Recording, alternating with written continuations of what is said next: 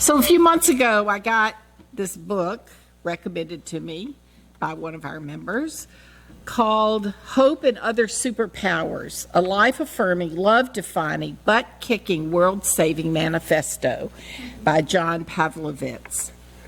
It's made me think a lot about how we want to live. When considering the concept of a hero, as we talked about earlier, I don't think a lot of us consider ourselves as heroes. We often think that we really do need some kind of superpower. We compare ourselves to people like Dr. King or Nelson Mandela or Ruth Bader Ginsburg, and we think there is nothing we could do that could be that significant. But the reality is that all these great leaders would not have been so successful if there hadn't been acts of courage and goodness by people like you and me working in their daily lives in little ways who gave them strength to change injustice in society. The reality is that no one becomes a hero without being human. In other words, we're all going to make mistakes, we're going to fail, we take risks that don't work out. The words in our responsive reading remind us that no matter what mistakes we make, we're a blessing to the world. Our resilience and hope and compassion all make a difference. So I invite us to share together our responsive reading printed in your bulletin. Today we share in a blessing for losers, risk takers, all failures far and wide. Blessed are they who fall in the mud, who jump with gusto and river pants, who skim the elbows and bruise the ego, for they shall know sweetness of risk.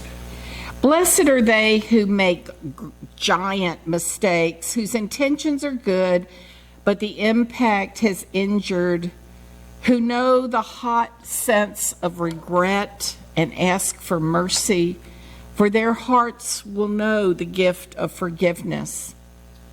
Blessed are they who have seen a D or an F or C or any letter less than perfect, who are painfully familiar with the red pen and the labels less than, for they know wisdom being perfect. Blessed are they who try again, who dust off, who wash up, who extend the wish for peace, who return to sites of failure, who were dogged in their pursuit, for they will discover the secret to dreams. Blessed are they who refuse to listen to naysayers, for their hearts will be houses for hope. Blessed are they who see beyond the surface of another, for they will be able to delight in the gift of compassion. Blessed are they who stop running the race to help a fellow traveler, who pick up a fallen, who stop for a new life, for they shall know the kindness of strangers. Blessed are they who wildly, boldly abandon winning, for they shall know the path of justice.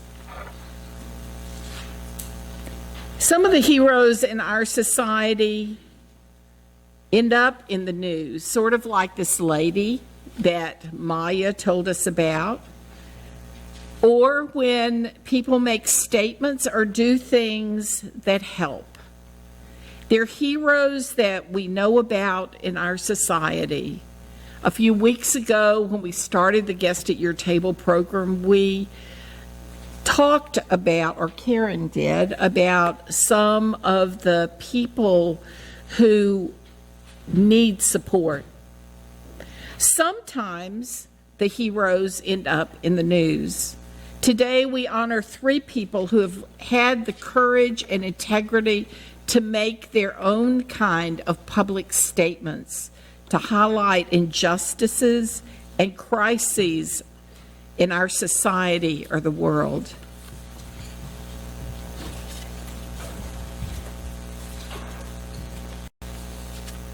So this morning, I would like to introduce you to an ordinary superhero. Her name is Pelonise Alofa. Pelonise is one of the women leaders highlighted by the Unitarian Universalist Service Committee in this year's Guest at Your Table program. Her home is the tiny Republic of Kiribati, which is a remarkable place that many of you have probably never heard of before. I certainly hadn't, and I learned a lot of interesting things about the place. It's actually a group of 32 atolls and one raised coral island in the middle of the Pacific Ocean. Those islands altogether make up about only 310 square miles of land, but they are spread over 1.3 million miles of ocean. One of those islands, probably its most famous and one some of you might have heard of, it's called Christmas Island. And for you youngsters out there who might have just thought, cool, Christmas Island, that must be where Santa Claus has his vacation home. I'm sorry, but the answer to that is no. There are no sunbathing elves on Christmas Island. Instead, in the 1950s and the 1960s, the United States and the United Kingdom used it as a testing ground for nuclear weapons. And that's just the most direct way that Pelonise's home has been damaged by the actions of humanity. You see, the islands of Kiribati are only 10 feet above sea level at their highest point. This means that Kiribati is truly on the front lines when it comes to climate change. As the Earth's temperature warms and sea levels rise, Pelonise's home country may be the first in the world to be completely submerged, covered entirely by the rising ocean. Some estimates say that in 30 years, all of Kiribati will be underwater. Already, people there are struggling with the effects of those rising seawaters. In some areas, fresh drinking water is very hard to find because the seawater gets into the wells and makes it too salty to drink. It also affects the waste management system, so you have wastewater instead of fresh drinking water. Over the past 10 years, the government has made plans essentially to evacuate all of its people to neighboring countries. But the current president decided that he wanted to be a little bit more optimistic than that. Rather than simply giving up the land, which is so important to the native indigenous people of Kiribati, to try to figure out a way to stay and fight for as long as possible. And Pelonise, that's where she comes in, because her superpower is, in fact, hope. Hope that the indigenous people of Kiribati can lead the world in the fight against climate change. Her organization, Live and Learn Environmental Education Kiribati, is a Unitarian Universalist Service Committee partner, and they provide education and advocacy for human rights and a community-led approach to the climate change challenges that those people face. The organization honors the local traditional knowledge and the community members' requests in their educational outreach. Their trainings are guided by local conversations to ensure that they are relevant to the human rights issues that people are actually experiencing in their daily lives. For example, they incorporate healthy nutrition and access to clean drinking water into their educational outreach, teaching people how to do these things. They want to help the people to build their resilience to climate change. The organization has also combined its work to raise awareness of human rights among the people of Kiribati related to climate change adaptations on wastewater and tree planting. This combination has created a significant impact on communities, empowering participants to speak out for their rights that are at risk due to the climate change, and to build momentum for greater grassroots advocacy at the local, the regional level, and not just the national level. Pelonise and her group have also reached out to indigenous communities around the world, many of whom are also the first communities to be impacted by climate change. It is important to honor these communities and their traditions, the traditional knowledge, the voices of their elders in places like the Amazon, Alaska, the Arctic Circle. But Pelonise and Kiribati people and the other indigenous peoples around the world fighting climate change can't stop the rising water all by themselves. They need the help of the rest of the world. They need the help of all of us. They need the help of the United Nations. They need the help of the American government. They need the help of every individual.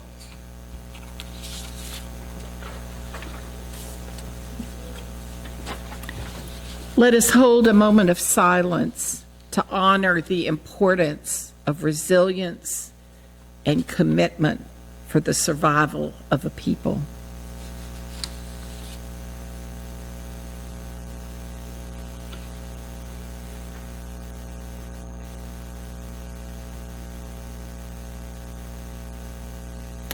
Another hero we want to hold up today reminds us of one of the 6 sources of Unitarian Universalism, which says that we honor the words and deeds of prophetic people that challenge us to confront powers and structures of evil with justice, compassion, and the transforming power of love.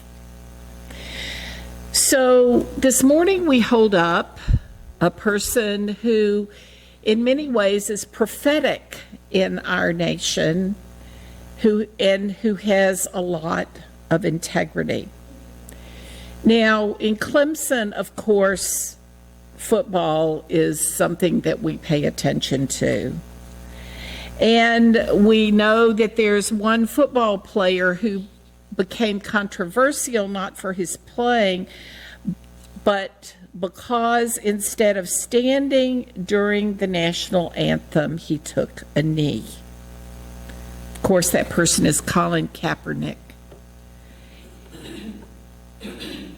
When he was asked by reporters why he kneeled, Kaepernick said he would not stand up to show pride in a flag for a country that oppresses black people and people of color. Now, his decision to kneel during the national anthem brought nationwide protests, but his decision was very thoughtfully made, and it wasn't made on the spur of the moment. So people who followed his career may have noticed that he was frequently quoted and wore clothing with messages of people who fought for justice. You might also not know that Kaepernick's very visible protest didn't start with him taking a knee. It began with him sitting on the bench while his teammates stood up. And that became controversial because many people said he was anti-military. And Nate Boyer, a former U.S. Army Green Beret, wrote a letter about Kaepernick in the Army Times newspaper. And he wrote, and that letter eventually got to Kaepernick, and Boyer and Kaepernick met and talked about Kaepernick's values, Boyer's experience as a Green Beret. And one of the things Boyer told Kaepernick, which I had not heard until I started preparing for this, is Boyer said to Kaepernick, you know, if you just sit down while the anthem is being played and your teammates are standing, it might look like you're not feeling well or you're too lazy to get up. He said, but if you take a knee while everybody else is standing, that's going to have a larger impact for your message and your values. Now, that's a pretty profound thing to think about, a Green Beret suggesting that to Colin Kaepernick. So his protest caused a lot of issues for him. The president said that he wasn't a good person, but a lot of people knew that Colin Kaepernick expected better for his country than what he was seeing. He felt that our nation can do better for all the people who are part of this country. And the reality is that because he kneeled during the national anthem, he doesn't play professional football, which he loved. He's lost millions of dollars, but his soul is at peace. He did what he believed in, and he has now started a nationwide Know Your Rights camp to advance the liberation of Black and brown people through education, self-empowerment, mass mobilization, and the creation of new systems that elevate the next generation of change leaders. And you know, whether you agree or disagree with Colin Kaepernick's actions, we can't ignore his integrity for what he believed was a right action. We can't disagree with his willingness to follow through on his moral convictions, regardless of the cost, regardless of the risk. So I invite us to take a moment of silence to honor integrity and perseverance.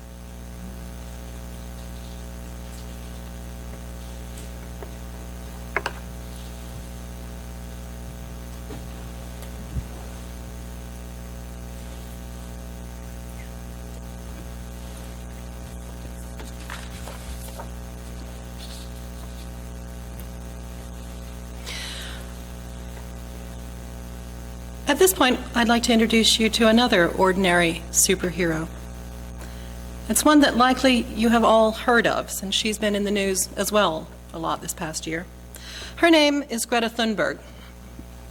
How many of you have heard of her?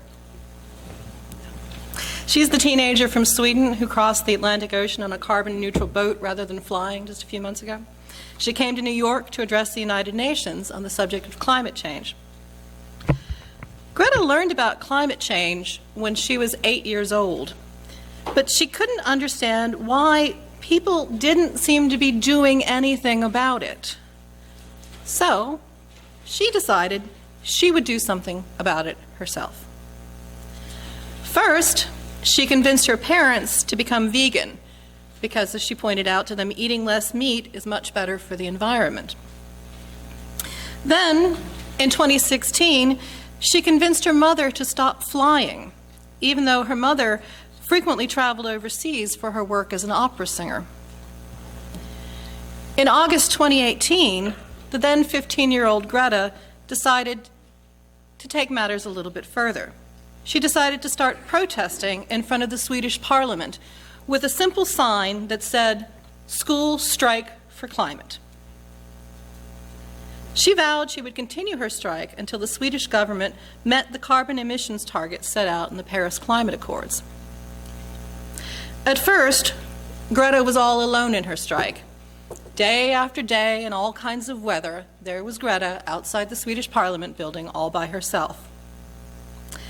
And then, thanks in part to social media, students started to join her outside of the Swedish Parliament building.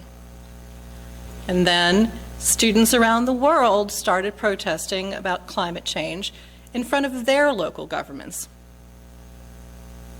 They started using the hashtag Fridays for Future, and before we knew it, we had a worldwide movement on our hands. By December of 2018, more than 20,000 students around the world had joined her in places like Australia, the United Kingdom, Belgium, the United States, Japan. By the time Greta made her way across the Atlantic on that boat to address the United Nations, millions of people around the world were joining her climate strike. But not everyone was pleased with what Greta was doing. Many of the adults on television and in the news criticized Greta, saying she should go back to school where she belonged and let the adults take care of things, that she was too young to really understand all the difficult issues that were at work in the world, and that other grown-ups were just using her for their own reasons. Some people got to be quite cruel about it. Some people even made fun of Greta because she has a developmental condition called Asperger's syndrome. Sadly, the current president of the United States was one of the loudest voices ridiculing her. And although some of those people did make fun of Greta because her Asperger's makes her seem a little different, Greta doesn't see it that way. She calls Asperger's her superpower, in part because having the condition means that she is able to focus on a single issue or a single topic with an intensity that most of us simply can't do. We simply don't have that kind of focus. We tend to get distracted by other things. Greta doesn't get distracted very easily. Another reason why people got upset by Greta is because they see her as a child who is trying to tell the grown-ups what to do. See, some adults don't think that children have much of anything important to say, or that they shouldn't be part of grown-up conversations. But part of Greta's message tells us that the children should be heard, especially on issues like climate change that could have a much bigger impact on them and their world and their future. But another part of Greta's message chastises and challenges us grown-ups, because when we fail to act on climate change, we are leaving the children to solve the problem. Thus her famous "How dare you" speech before the United Nations. Greta is there to remind us that this is not how things are supposed to work. Adults are supposed to make things better for the children, to try to leave them with a better world than the one we ourselves inherited. Again, the children can't and shouldn't have to be the ones to save the world, and they can't do it alone. They need our help too.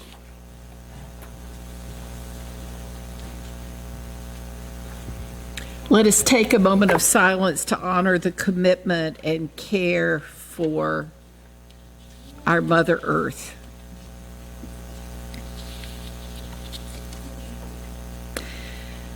We can look at the lives of these three heroes we just talked about and think that they have something that we don't. But the reality is that each of us has an arsenal of tools to help us be heroes. The one Pavlovitz delineates is ones that we know about already. The toolbox of being a hero includes compassion, sacrifice, courage, humor, humility, honesty, kindness, creativity, persistence, wonder, gratitude. Pavlovitz talks about an experience in his own life. In his book, he visited friends in Santa Rosa, near Santa Rosa, California, and had a wonderful sharing with the family who took him in. And a few days later, he talked to his friend on the phone because fire had swept down the mountain and burned the beautiful home that he had just been a guest in. And Pavlovitz says that they spoke on the phone and his friend was still in shock. And Pavlovitz writes, while relaying the final frantic moments in his beloved home, he matter-of-factly said, "We saved what we could." There is something so profound in these words. This is what superhumans do. This is our beautifully simple job description.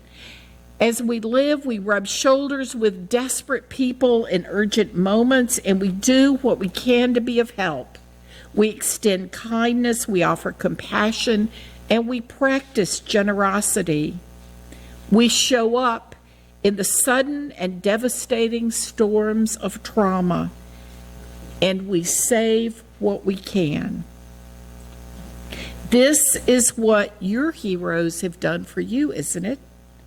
If you rewind through your story and note the people who've been the difference makers, they very likely haven't performed extraordinary newsworthy feats or gained the adoration of the nation, but in simple, unspectacular acts of compassion and kindness, they have saved you.